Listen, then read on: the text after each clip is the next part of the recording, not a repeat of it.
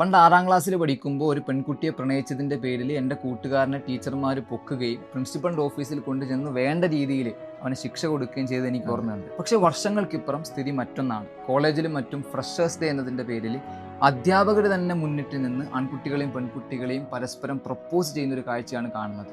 ഒരിക്കലും ഞാനിതിനെ വളരെ വിമർശനാത്മകമായ രീതിയിൽ കാണുകയോ അല്ലെങ്കിൽ അതിനെ താറടിച്ച് വിമർശിക്കുകയൊന്നുമല്ല. എൻ്റെ സംശയങ്ങൾ ചോദിക്കുകയാണ്.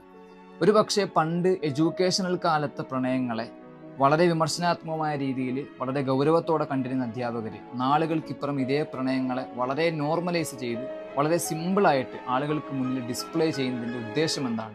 കുട്ടികൾക്ക് ഇതിലൂടെ അധ്യാപകർ പാഠം പഠിപ്പിക്കേണ്ട, അവർക്ക് പ്രണയം എന്താണെന്ന് തിരിച്ചറിഞ്ഞു കൊടുക്കേണ്ട അധ്യാപകർ എന്ത് മൊറാലിറ്റി, എന്ത് വാല്യൂസ് ആണ് കുട്ടികൾക്ക് കൊടുക്കുന്നത്? ഒരു പക്ഷേ ഈ പ്രപ്പോസലിലൂടെ ഏതെങ്കിലും പ്രണയങ്ങൾ പൊട്ടിമുളച്ചേക്കാം. ആ കുട്ടികളുടെ ജീവിതത്തിൽ ഇതിലൂടെ ഏതെങ്കിലും കൈപ്പേറിയ സംഭവങ്ങൾ നടന്നേക്കാം. സോ എൻ്റെ ചോദ്യം അതാണ്, ഇതിലൂടെ കൊടുക്കുന്ന വാല്യൂ എന്താണ്?